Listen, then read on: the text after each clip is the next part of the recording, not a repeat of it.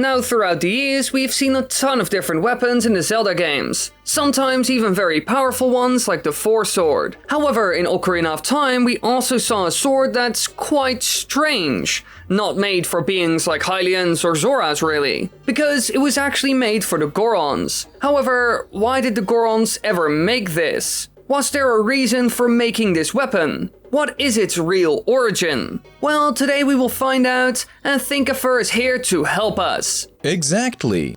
Now, let's find out why these blades were made. Now, we saw this blade for the first time in one of the most famous Zelda games ever made, Ocarina of Time. It's basically a much more sturdy version of the Giant's Knife, which Big Goron crafted for us. It can be obtained by completing quite a lengthy trading quest, and once you have it, you will notice the blade is much longer than the Master Sword and deals twice as much damage. However, it must be wielded with two hands, meaning that you cannot defend yourself with a shield while using it, which is its main weakness. All you do when pressing the shield button is you sort of try to protect yourself with the blade, blocking and deflecting blows. And of course, it was also seen in games like Oracle of Seasons, Ages, and the most recent game, Breath of the Wild. Now, while the Big Goron sword is very strong, it's incapable of defeating Ganon, as only the Master Sword can do that. However, it can be useful during the battle, because Ganon knocks the Master Sword out of reach. That's also why most people get the Big Goron sword. But the weapon wasn't originally created for that reason, of course. That would be quite weird after all. However, why did the Goron race make a weapon like this then? There must have been a reason for it. Heck, you can even find them in the game since we got a broken sword from the Master Craftsman near Gerudo Desert, and the smith who makes it for you even has a system for managing orders, since he gives you a claim check so you can pick it up when it's done. So apparently this wasn't the first blade that the Gorons ever made, so there must have been a reason for making this weapon, and possibly others. But weirdly enough, we never see any Gorons in the game use weapons or armor, not even their leaders. In the end, there's only one other Goron weapon in the entire game, the Megaton Hammer, which was used to destroy a mighty dragon. So in order to figure out what the origins of this weapon is, we will look at the past in order to figure out what happened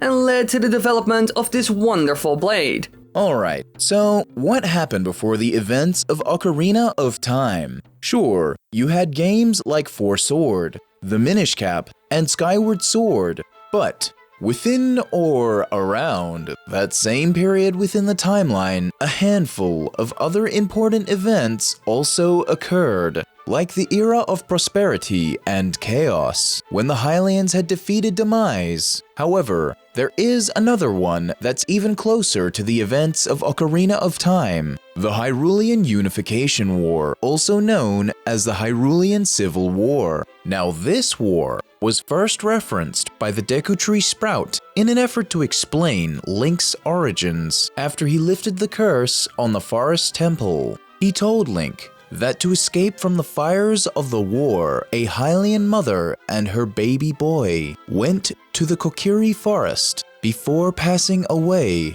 the mother left her child under the guardianship of the great Deku Tree, who proclaimed that the child was fated to save the world, and so this child was raised as a Kokiri and a few years later became Link, the hero of time. Before the conflict, the land of Hyrule and all its tribes were content in mind and body for many ages, until word of the Sacred Realm and its wish-granting triforce spread throughout the world. As depicted in the prologue of A Link to the Past, when knowledge of the Triforce spread, the people of Hyrule fought to gain control of the Sacred Realm and the almighty Triforce within, and so many groups, races, and factions started to fight each other in order to get their hands on the mighty artifact. At some point later, the Hyrulean Civil War ended when the land of Hyrule was united under one banner. The Hylian royal family reigned, and the other races pledged their loyalty to its king, with the Triforce being sealed away in the Sacred Realm, thus ensuring the Triforce could not be used for anything selfish or destructive. In the end, though, this peace was short-lived, as some years later, Ganondorf would acquire the Triforce of Power, and the conquest of Hyrule would begin once more. But that doesn't matter right now.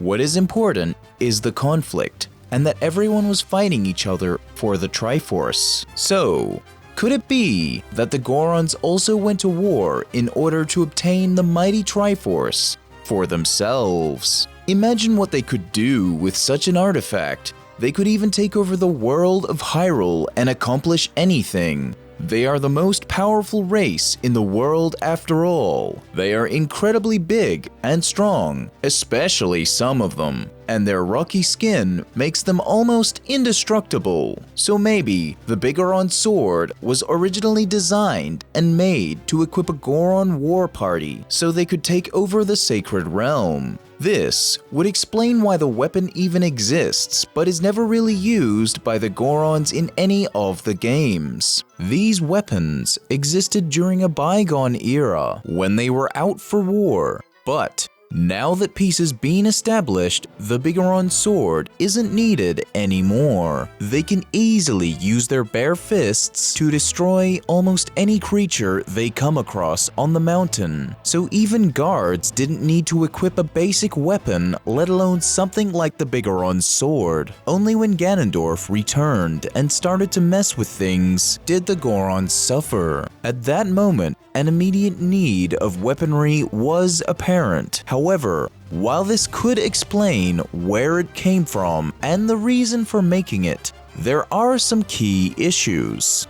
Now, when we look at any of the artwork related to the Hyrulean Civil War or read any of the stories mentioned, we never ever see or hear about the Gorons. So we don't actually know if they fought in this conflict. We never saw them after all, so we can never know. Luckily enough, there's another possible answer. In the history of the Gorons, there's one beast that utterly terrorized them for a very long time, Volvagia. And maybe this beast could explain why the big Goron sword was made. This terrible dragon had existed since ancient times, living inside the biggest volcano ever seen in Hyrule, Death Mountain. The beast was known for his appetite for Gorons, who also lived on the mountain, and so he spread fear throughout the tribe. Now, although Volvagia consumed a good portion of the race, he was finally bested by the hero of the Gorons, who defeated him with the assistance of the legendary hammer from the Fire Temple. Although little is known about this hero, his legacy as well as Volvagia's would continue for generations to come. So it could be that the Gorons created this weapon to fight this mighty beast and save their tribe from doom. Because if they didn't defeat this dragon in the end, then the Gorons would have fallen for good. So they had to do something. It could even be that they created thousands of these swords to fight this awful beast in a bit of a desperate attempt. All of this could be true, and it would also make sense why these weapons ultimately didn't defeat the beast. And that's because of its skin. Because while a sword is incredibly strong, a dragon has really thick skin, more than a humanoid being. So a blade wouldn't be able to cut or stab through its thick, strong, and hard skin, making it almost unkillable. Well, unless you use something that doesn't have to cut through it, but will actually shatter bone and cause internal bleeding, like a hammer does. And so in the end, the Megaton hammer was the weapon that struck down this beast, ending its reign of terror on the poor Gorons. That's also why you have to use the hammer in Ocarina of Time, and can't just use the Master or Big Goron sword to kill it. And since the swords that they crafted were useless at defeating this threat,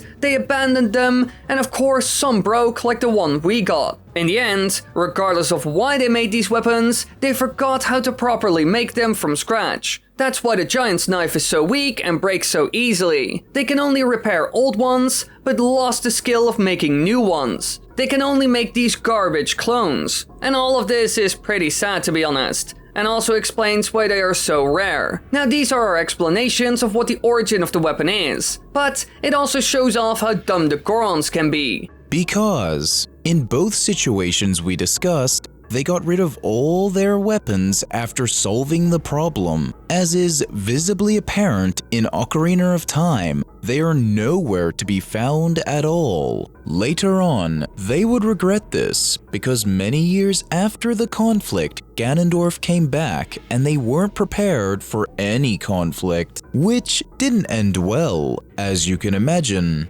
With their food supply being cut off and their arch-enemy Volvagia returning later on as well. For some reason, they never prepare or arm themselves during periods of peace. Only when war or conflict is around the corner or has just happened do the Gorons mobilize and arm themselves. We see this in Breath of the Wild as well. Here, a lot of Gorons are armed, and that's probably because Calamity Ganon is looming and monsters are literally everywhere. So, of course they have weapons. But when there's nothing happening, they don't work on making them at all. This approach from the Gorons is quite reactionary, which is odd. You see, strategically, peacetime is the perfect moment to make weaponry, fortify defenses, and create future plans for the next conflict when it inevitably comes around again. In this way, one can be ready whenever something unexpected happens.